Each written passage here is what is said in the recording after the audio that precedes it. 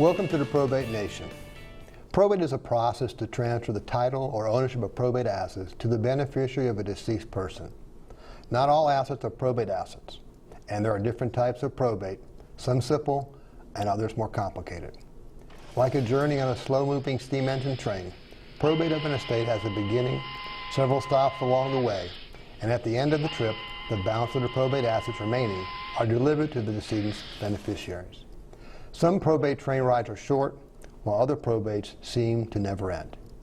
As we will learn from our guest today, getting started on your probate journey can sometimes prove to be a challenge when you seek to admit a will to probate and get qualified.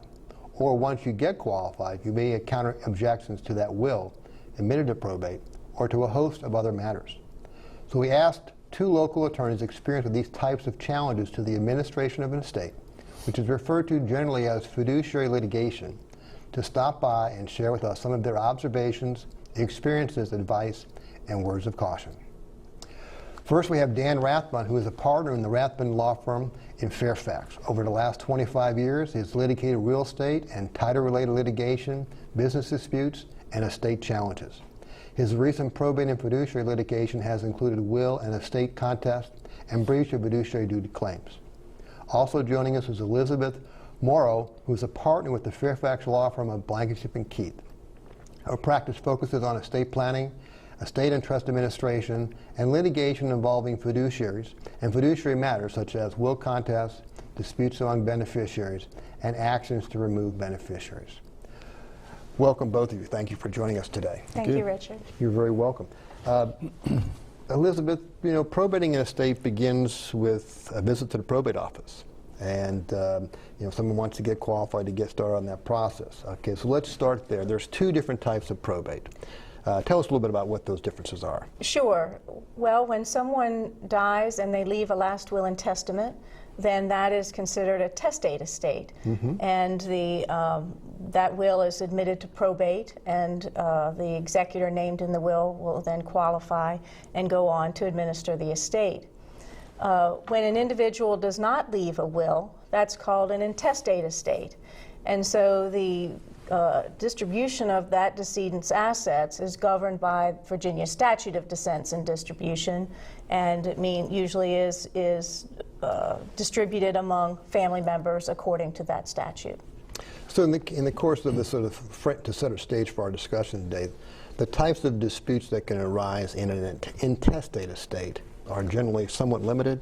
Well, yes. Usually a dispute arises because of someone has made an affirmative act. And so in an intestate estate, that affirmative act doesn't generally exist. Although there's still room for disputes on some issues, I'd say predominantly that it may be who's going to qualify as the administrator of the estate. That's governed by statute, and sometimes members of a certain class, there may be more than one member of that class, each of whom may be entitled to qualify, and there may be a dispute over that. Okay. Now, in the case of a testate estate, we have a written will that someone is actually seeking to admit. So when a will is offered to probate, how does somebody actually know that the will's been offered for a probate? Well, in Virginia, whoever qualifies as the executor of the estate has a statutory duty to provide notice, not only to the beneficiaries named in the will, but also to those who would have inherited the decedent's estate had that decedent died without a will. And so most often that is how people are legally notified that a will has been admitted to probate. Okay. So let's talk a little bit, Dan, about challenges to the will offered for probate. If someone admits the will to probate and someone wants to challenge it, how do they go about doing that? Well, there's usually a couple of different ways that's challenged, but let's start with the admission of the will to probate. Mm-hmm. Typically, you'll get a motion to admit a will to probate. That is where notices are given, as Elizabeth points out, to both the beneficiaries identified in the will as well as the heirs at law, who would take if there was no will. A motion to admit a will to probate then allows for notice, or requires notice, in advance of a will being admitted to probate. And so you have a situation where if there are going to be challenges, the parties that might raise a challenge are noticed before the will is admitted to probate. A hearing is scheduled, and then you have an opportunity for a challenge at that time before there's an actual admission of the will to probate. Okay. The other approach is an ex parte, a submission of the will for probate. That's where a will is submitted to the clerk. It's reviewed to make sure that the formalities of the will appear on the face of the will. And at that point, the notices are then given after the will is admitted to probate. In other words, if the will's accepted, then after the will's accepted, everyone gets notice. In other words, you're going to get notices given to the beneficiaries identified in the will, and notices to the heirs at law. There are two particular types of challenges then that typically result. One is referred to as an appeal of probate.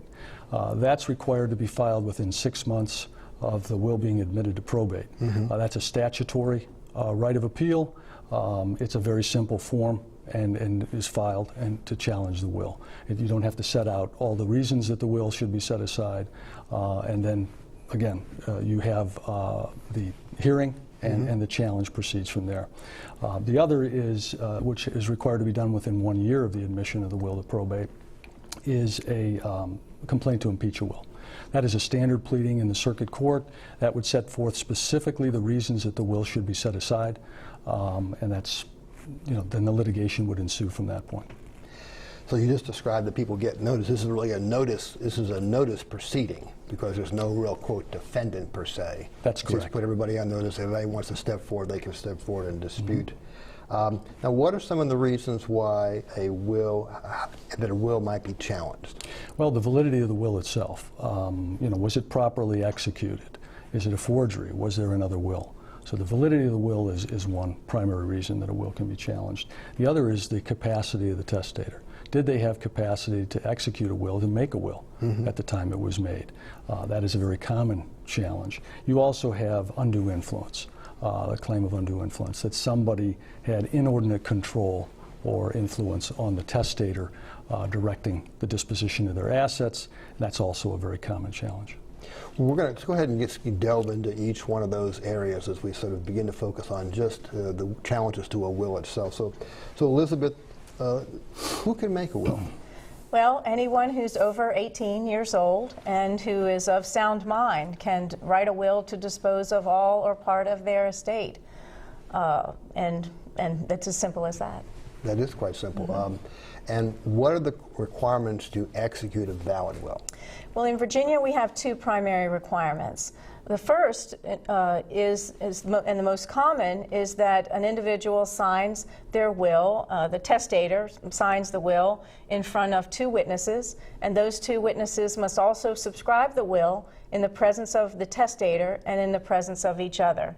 And so that's the statute of wills. In Virginia, though, we also recognize holographic wills, and those are wills that are written wholly in the handwriting of the testator and then signed by the testator. Okay, so those are the two types. Yes. Now, what are some of the challenges that can be raised as to the validity of a will? Well, sometimes you will find that the will, of course, is a forgery, I suppose. And I should have mentioned earlier that actually a testator can direct another person to sign the will for him or her, but it has to be done in a rather precise way in terms of the subscription of the witnesses and the formality of the will itself. So you don't usually see that. But oftentimes you will see that a will is not witnessed by two subscribing witnesses, where they maybe, left the room, or they left the room, they signed it but left the room, and so they didn't sign it in the presence of the testator. So those are instances where the will itself, on its face, may not be valid. Okay. Well, Dan, we move to another area where a will could be challenged. We talk about you have to be of sound mind, so it's kind of a negative. Okay, so you cannot, because what the statute says, you cannot be of unsound mind. So tell us when you talk about that, what does unsound mind mean? Well, the question is one of whether or not the testator has capacity to sign the will. So really what we mean is it's a capacity question. It is. It's capacity. Are they of sound mind? And in Virginia, you have the four-part test, and that is, does the testator know what they refer to in the law as the objects of their bounty? In other words, they know the persons who would inherit from them, their family members, persons who might have a claim to their property at the time of their death. That would be the first of the four-part test. The second would be the property itself. Does the testator know that they have property, the scope of the property, the value, not necessarily the specifics of every asset or every account, but generally they know their property, that they have property. That would be the second. The third would be, can they direct how that property is going to be disposed of, who's going to get it, and how they wish to dispose of their property at death. And then the fourth element would be, do they know what they're doing in making a will? Do they understand what a will is, generally speaking? Do they know that will direct the disposition of their property upon death? And that's really the four-part test that's always going to be applied when you talk about, does someone have capacity to make a will? And that, of course, is going to be what, in a challenge, is going to be the focal point of a challenge to capacity. Okay. So let's talk a little bit about some specifics, though. Do any of the following mean a person lacks capacity to execute a will? Weakness of understanding. Well, not by itself. Weakness of understanding could mean a lot of things. A diminished intellectual capacity. You could have someone, I've had cases involving low IQ, for example, or some sort of impairment, intellectual impairment resulting from either onset disease, or accident. And the question is that enough to say that someone's incapacitated? You have to go back to the four-point test. Does that person nevertheless know their family members? Do they know they have property? Do they know how they want to dispose of it? And do they understand, at least generally, that they're making a will? And so weakness of understanding standing alone would not be sufficient to overcome a will or set aside a will. We have a lot of elderly viewers of this program. Does old age mean you can't? The Virginia Supreme Court's been very clear that age alone is not enough. There's cases talking about 90-year-olds or people approaching 100 years. And of course, you could have a situation where a 30-year-old doesn't have capacity to execute a will for any variety of reasons, and someone who's 90 years of age does. Now, what we're talking about, these areas, are always going to be relevant inquiry and an evaluation in any litigation as to the issue of capacity. But again, old age standing alone is not enough to have a will set aside. So, occasional lucid moments, insane delusions, eccentric behavior or unusual dispositions of their estates, those are all, in and of themselves, don't mean that you lack capacity. No, in fact, there's the so-called lucid moment test in Virginia. And you're looking, of course, at the time that the will is executed. And you have cases where individuals have exhibited bizarre behavior and the like. And the courts have looked at, and you would look at in the litigation, what was that person's disposition at the time of the execution of the will? Were they lucid at that time? And if they are, then the fact that they might be eccentric otherwise, the fact that they might have had delusions, the fact that there's cases where people have been institutionalized and have come out and executed a will. Again, all of that is relevant in evaluating whether or not the will could be challenged, and likely would be, the grist for the mill, as it were, in the litigation. But again, standing alone, even you mentioned insane delusions, as long as the will's not the result of some insane delusion, then that's not going to be enough to set the will aside. And the key thing is that this test is applied at the time that they sign the document. Absolutely. The Virginia Supreme Court's been absolutely clear that the time to evaluate the relevant issues and the four-point test is at the time of the execution of the will, not necessarily before and certainly not after. And so that's what you look at. So in doing that, who are the people that are best able to provide testimony and in support or against the application of this four-part test? Well, any litigation regarding capacity, for example, is going to involve, first of all, you're going to look at the will itself. You're going to look at the witnesses to the will, the notary to the will and the like, because the witnesses are there, and as Elizabeth pointed out, they've heard the testator affirm, "This is my last will and testament." They're there to affirm, in effect, that that statement was made, that the testator appeared to be of sound mind and over 18 years of age. Likewise, the notary can also testify to those issues, and the law talks about there being peculiar weight to their testimony. Now, it's not as high as others that would be important in evaluating capacity in any litigation. One of those would be like a treating physician, for example, that is given a great weight. That's especially important, a treating physician who may have seen the testator or evaluated the testator proximate to the time of the execution of the will. So their testimony in any dispute is going to be given great weight. And then, of course, the attorneys that prepared the will, they're going to be given under the law very great weight, because the attorneys had an opportunity to sit with the testator, to ask those questions back and forth. Is this what you want to do? Can you identify family members? And really, through a question and answer process, make a determination that the so-called four-part test has been met. And that therefore, when that will is challenged, if it is in litigation, that attorney's testimony is going to be given very great weight. And that makes a lot of sense. Well, let's move to another area, Elizabeth, and that's the area of undue influence over the testator. Tell us what undue influence means. Well, Richard, it's almost easier to describe what is not undue influence. I know you did. When a will that's the product of suggestion or persuasion or even influence standing alone is a valid will, but a will that is the product of undue influence is not valid. And the Virginia Supreme Courts have said that undue influence really amounts to coercion, almost duress, where the free will of the testator is no longer in control. And so that's a hard test hard standard to meet, and it's really a species of fraud. And so the burden of proof in undue influence cases is that you have to prove it by a clear and convincing evidence rather than a preponderance of the evidence, which is the standard in most civil cases. So are there any presumptions of undue influence that we can glean from the situation? Yes. Virginia actually, and many states, actually allow a claimant to make out what's called a prima facie case. In other words, if they have sufficient evidence to prove certain factors, then they will have made out the case to the extent that they make the other side then come forward and produce evidence to the contrary. And so in Virginia, we have a presumption of undue influence, which will arise if you have at least three factors. The first is that the testator was elderly or infirm, in poor health.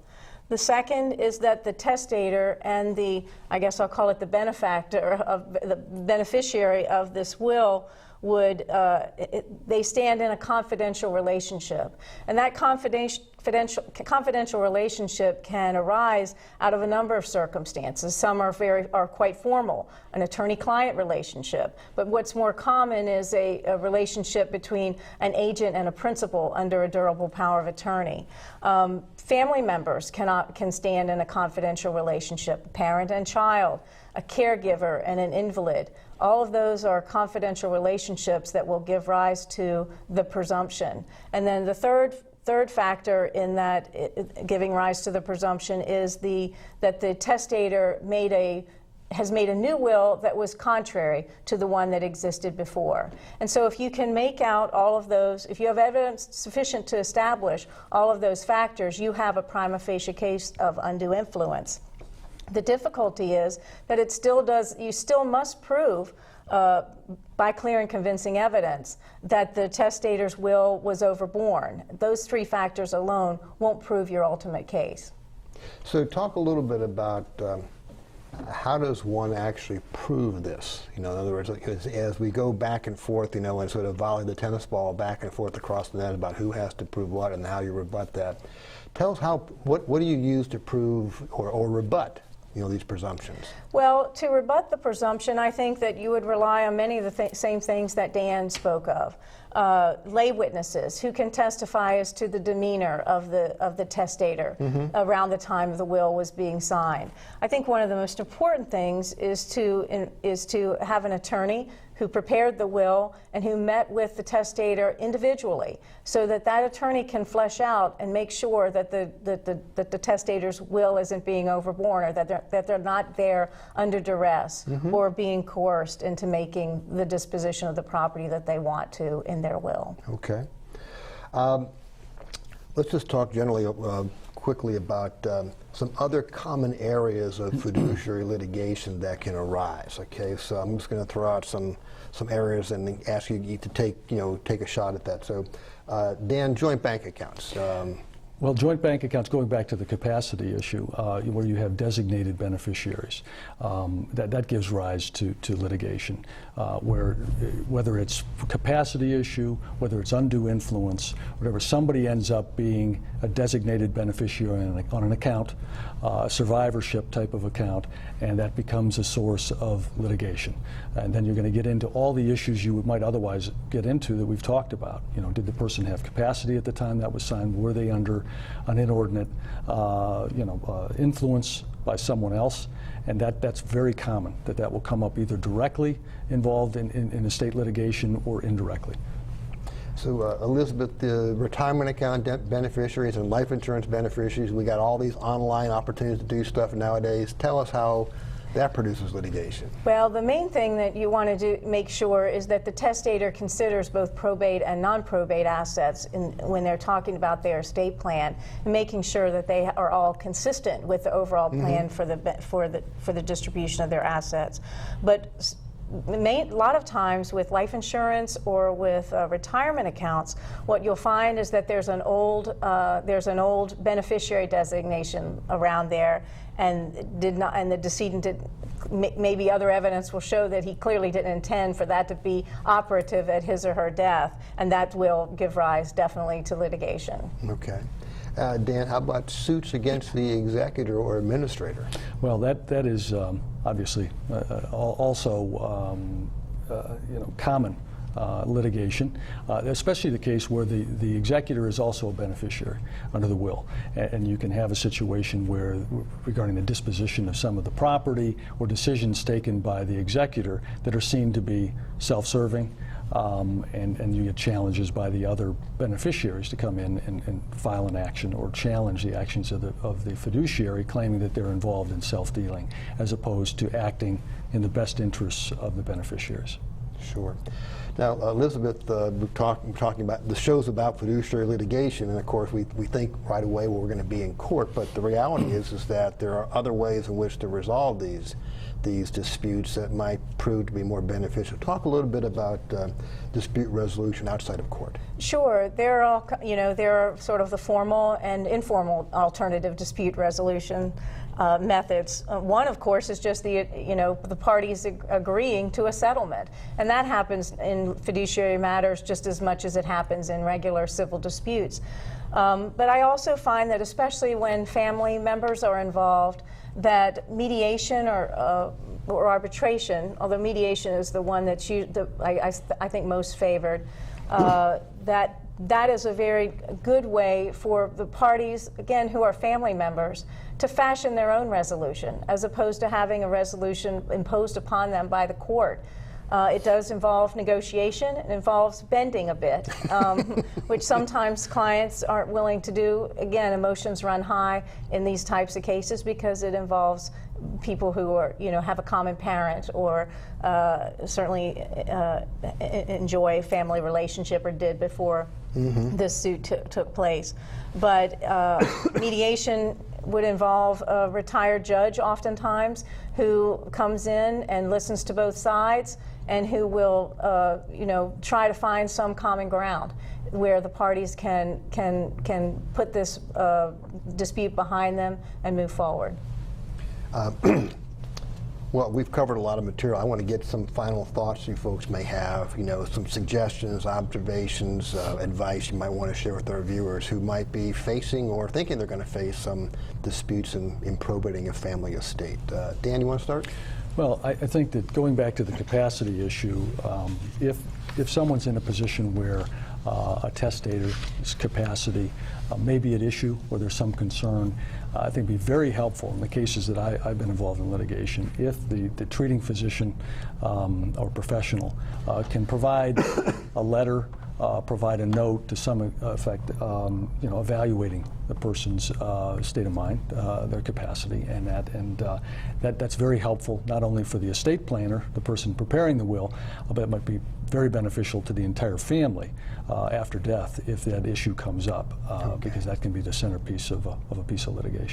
Elizabeth, how about yourself? Well, I would say that getting good legal counsel is important because then you're going to have it covered, the validity of the will, and making sure that the testator is the client, not the whole family. But I'd also raise, and this is probably maybe too much to go into, but there are such things as no contest clauses that you can include and can include in a will. They're valid in Virginia, and it may be appropriate in some situations. Okay.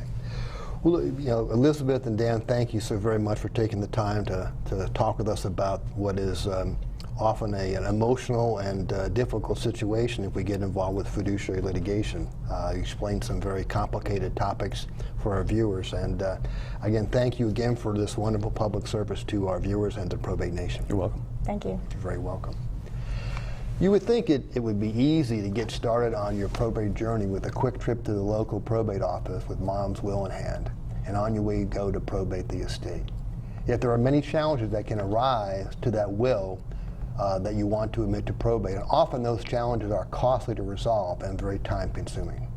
And even if the will is admitted to probate, other disputes can arise from what assets are actually in the estate and subject to probate, or whether beneficiary designation on life insurance and retirement accounts were properly made, or whether gifts or transfers of property made by an agent under a power of attorney during the final years of an ill decedent are proper, or even how to divide up the tangible personal property among multiple siblings. With the aging of our population and the projected magnitude of wealth to be transferred over the next 30 years, I think you can expect to see more of these issues in litigation. If you encounter or anticipate encountering any of these issues, I encourage you to reach out to an attorney who's experienced in litigating fiduciary matters to get guidance early on how to resolve these things before litigation is filed. And if litigation ensues, then they're able to provide representation in that litigation. This brings us to the conclusion of our show on fiduciary litigation, Part 1. Hope it was informative, and remember that replays of the show can be viewed on the Probate Nation website. On behalf of myself and the Probate Nation, thank you for visiting with us.